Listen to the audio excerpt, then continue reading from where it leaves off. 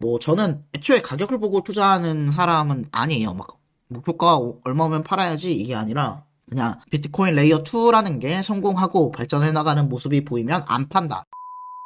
안녕하세요, 머니스택입니다. 오늘은 포털벤처스의 GP이자 공동 창업자가 쓴 카트리나 왕이 쓴 스택스 리포트를 한번 읽어볼 건데요. 이 카트리나 왕이 누구냐면 예전에 나는 보수적으로 스택스 49불 정도는 갈 것 같다 라고 한 사람이거든요. 근데 이 사람이 좀 제가 제일 좋아하는 VC 중에 하나예요. 그래서 오늘은 이 카트리나 왕이 왜 이렇게 글을 썼는지 그 내용들을 한번 읽어보고 제 의견도 한번 섞어보도록 할게요.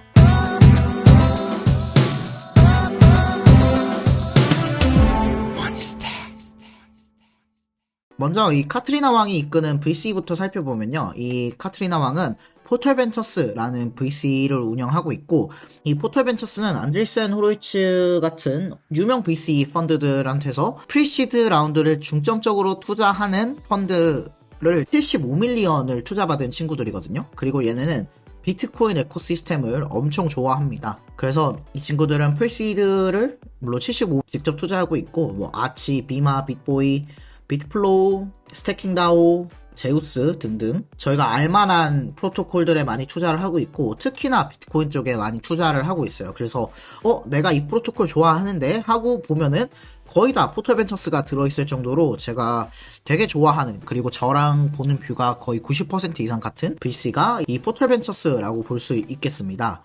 그래서 이 포털벤처스는 최근에 스택스의 베스트 앤 브라이티스트 이벤트로 합류를 했죠. 이 포털벤처스는 그래서 앞으로 SBTC를 활용하는 프로젝트들에 투자도 많이 하고 특히 SBTC를 궁금해하는 기관 투자자들을 대상으로 직접 포털벤처스가 스택스나 SBTC에 대한 기관 대상 교육을 진행할 거라는 파트너십 소식을 알려왔습니다. 그와 동시에 카트리나 왕이 이런 트윗을 남겼어요.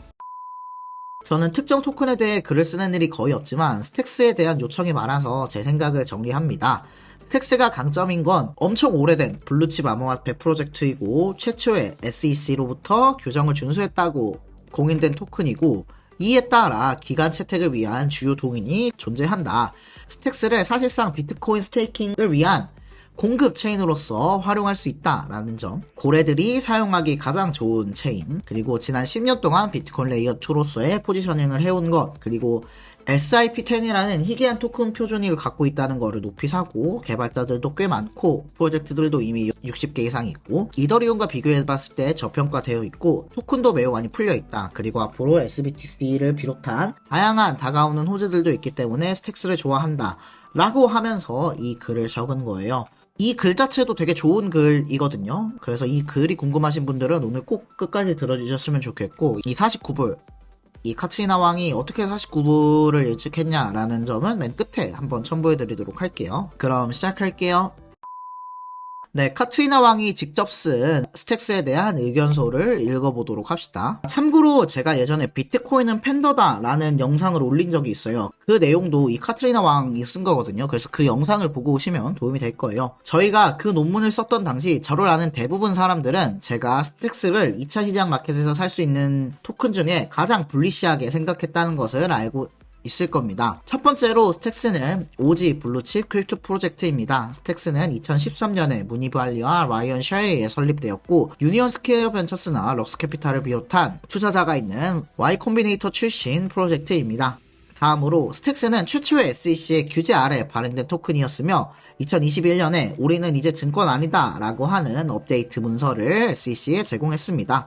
다른 토큰들은 여전히 증권성 시비로 SEC와 싸움을 겪을 수 있지만 스택스는 마치 2017년 이더리움처럼 이미 충분한 탈중앙화를 달성했으며 이에 따라서 앞으로 법적인 싸움에 의해 산만해질 필요가 없습니다. 그래서 제도적 채택에 좀 더 용이하고 사람들이 스택스 체인 자체를 비트코인 스테이킹 하기에 가장 적합한 체인이다 라고 인식할 수 있을 거라고 생각한대요. 그게 바로 이 3번 항목이죠. 실제 고래들이 가장 최적화된 위험 수익률을 가지고 스테이킹을 할 수 있는 체인이 스택스라고 생각합니다. 올해 초 저는 대규모 BTC 보유한 고래들, 그러니까 기관들이겠죠. 기관들과의 회의를 준비하고 있었습니다. 기관들이 비트코인 홀딩을 통해서 이유를 발생할 수 있을까요? 라는 물음을 하면 이와 같은 표가 떠올랐대요. 옵션 상품을 이용할 수 있겠지만 옵션은 원금 손실의 위험이 있을 수 있고 또 랜딩을 이용할 수도 있지만 이 랜딩은 결국 내 거래 상대방이 갚아줘야 내 원금이 늘어나기 때문에 그런 부분이 있고, 이에 따라서 프로토콜에서 얻는 수익이 가장 직접적이고 좋지 않을까라는 생각을 했대요. 스택스는 2014년에 나온 가장 오래된 프로토콜이고 스태커들에게 비트코인 이자를 제공합니다. 특히 SBTC와 나카모토 업그레이드 이후로 스택스에 뭔가를 스테이킹하는 것은 비트코인 보안성을 100% 상속받기 때문에 유리하다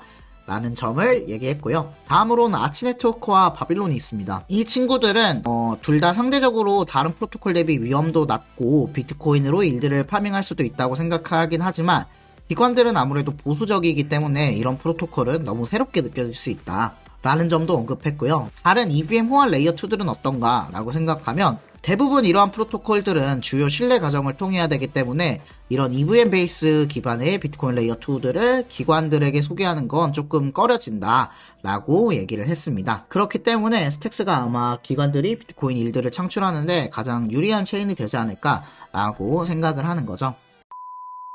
다음으로는 이제 이미 10년 동안 보여준 게 있다라는 점인데요. 스택스는 2022년, 2023년에 새롭게 빌딩되는 레이어에 비해서 훨씬 오랜 기간 동안 우위를 점해왔습니다. 스택스는 제가 생각하기에 100% 확실하게 말할 수 있는 살아남을 3개의 비트코인 레이어 2 중 하나일 겁니다. 다음은요, 희귀 토큰 표준 해자에 있습니다. 스택스는 SIP10이라는 고유의 토큰 표준을 사용하잖아요. 계속 읽어봅시다. 이러한 특이한 토큰 표준을 사용하여 스타트업 에코시스템을 구축하는 것이 여러분들의 생각보다 훨씬 어렵습니다. 이러한 해자는 매우 어렵고 구축하는데 시간이 오래 걸리지만 일단 유동성과 프로젝트가 생태계에 남아 있습니다. 스택스 생태계를 보면 다 EVM이나 솔라나 하는데 여전히 155명의 개발자들과 26개 프로젝트들이 토큰을 갖고 있으며 60개도 더 준비되고 있습니다. 그러니까 이게 어떤 말이냐면, 예를 들어서 EVM 호환되는 토큰들을 발행한다고 치면 그 체인에 유동성이 안 묶이는 거예요. 근데 스택스는 SIP10이라는 토큰 표준을 채택하다 보니까 알렉스를 살려면 직접 스택스 네트워크로 스택스를 옮겨서 그 안에서 거래를 해야 되다 보니까 독립적인 생태계가 구축되게 되는 거죠. 이러한 자본들은 다른 데로 빠져나가기도 쉽지 않고 고유한 울타리를 형성하게 된다라는 말이에요. 본인만의 독특한 생태계, 본인들끼리 상호작용할 수 있는 생태계는 일단 유동성이 들어오면 그게 잠기는 매우 큰 장점이 있지만, 이거를 신생 프로젝트들이 만들기는 매우 어렵죠. 제가 여러 번 말씀드린 바 있던 EVM을 연결하는 게 그렇게 호재가 아닐 수도 있다, 요즘 그렇게 생각이 바뀌었다 라고 하는 것의 연장선상이라고 볼 수 있을 것 같아요. 그러한 관점에서 스택스는 이미 생태계를 갖고 있습니다. 스택스의 생태계를 구축하는 사람들은 이미 SIP10 토큰을 갖고 있죠. 이렇게 아직 에코시스템이 갖춰지지 않은 생태계에서 빌딩을 하려면 그 생태계는 인큐베이터 프로그램 엄청 많이 하고 그랜트 엄청 많이 주고 해가지고 D앱들을 갖고 와야 되는데, 그런 자본들이 오래 머무르기 쉽지 않죠. 그런 관점에서 스택스는 이미 활성화된 생태계가 있다는 점을 긍정적으로 생각한다. 다음으로는 다음 체인과 한번 비교해 보겠습니다. 이게 아까 그 표인데 요거는 제가 맨 마지막에 보여드릴게요. 다음으로는 토큰이 다 풀려 있습니다. 스택스의 FDB 비율은 100%로 이제 투자자들이 덤핑을 하거나 락업 물량이 풀릴 게 엄청 많이 남았거나 하지 않습니다. 저는 앞으로 풀릴 토큰이 많이 남은, 그러니까 앞으로 팔릴 양이 많이 남은 토큰을 항상 장기 보유하기 어렵다고 생각했습니다. 이 스택스는 그러한 관점에서 이미 유통량의 100%가 풀려있기 때문에 장기 홀딩하기에 편안한 자산입니다. 솔라나는 전체의 81%가 풀렸고 아비트럼은 41%, 옵티미즘은 29% 풀렸는데, 이런 거에 비하면 스택스의 토큰이 완전 성숙된 거는 매우 큰 강점인 것 같다. 앞으로 촉매, 그러니까 호재는 어떤 게 남았을까요? 라고 보면 나카모토 업그레이드가 이미 완료돼서 스택스는 이제 비트코인 최종성의 100%를 상속받고 SBTC는 곧 출격 예정이고, 스택스에 와즘을 도입하려고 해요. 그래서 굳이 클래리티가 아니더라도 러스트나 솔리디티와 같은 언어들을 와즘을 통해서 개발할 수 있게끔 하면 생태계 호환성도 높아질 겁니다. 그리고 에토스와의 통합, SBTC를 에토스로 넘기고 또 최근에 솔라나도 발표가 됐죠. 그런 걸 살펴보면 스택스가 커질 것 같다라는 얘기를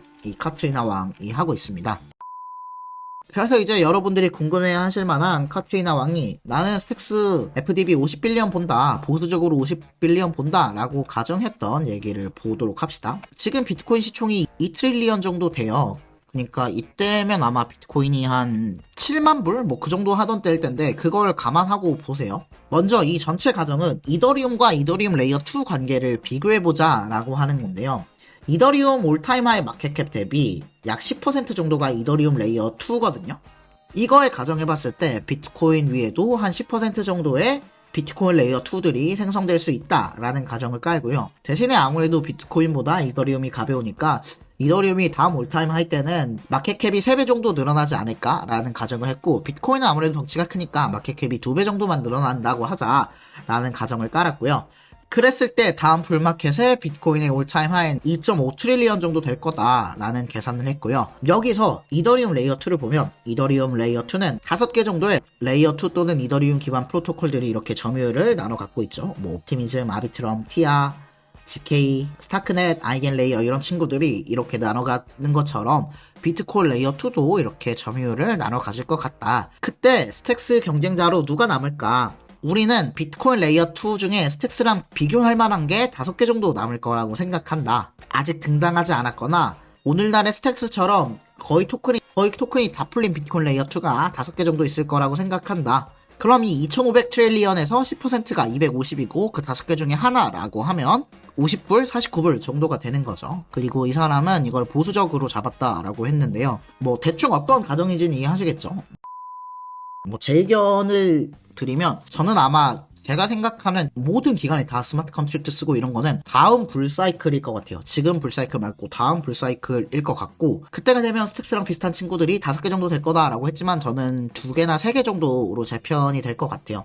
그래서 이런 제 생각을 종합해보면 저는 이 비트코인 마켓캡의 10%를 비트코인 레이어 2가 차지하는 거는 다다음 불사이클일 것 같고, 이번 불사이클엔 뭐 10% 정도까지는 안 올 것 같다. 뭐 많이 오면 3%, 4% 정도일 것 같다. 그래서 저는 10불은 꼭 넘겨줬으면 좋겠고요. 뭐 한 20불, 25불 정도만 해도 이번 사이클에서는 스택스가 큰 성공이지 않나라는 생각을 합니다. 뭐 저는 애초에 가격을 보고 투자하는 사람은 아니에요. 막 목표가 얼마면 팔아야지 이게 아니라 그냥 비트코인 레이어 2라는 게 성공하고 발전해 나가는 모습이 보이면 안 판다. 이게 제 메인 아이디어이기 때문에 저는 딱히 목표가를 갖고 투자하는 사람은 아니거든요. 그래도 카트리나 왕 정도면 이 생태계에서 위상도 있고 이런 비트코인 레이어 2에서 가장 열심히 투자하는 VC의 리더 중 한 명이기 때문에 이 카트리나 왕의 의견을 공유 드리면서 오늘의 영상 마칩니다. 네, 어떠셨나요? 오늘은 좀 희망회로 같은 영상이기도 한데 저는 이 비트코인 레이어 2라는 가정이 꼭 맞았으면 좋겠습니다. 네, 이상으로 오늘의 영상 마칩니다. 모든 투자 판단은 꼭 본인이 하시기를 바라며 오늘의 영상 마칩니다. 도움이 되셨다면 구독과 좋아요 눌러주시고 저는 다음에 더 좋은 영상으로 찾아뵙도록 하겠습니다. 그럼 다음에 또 봬요. 빠이.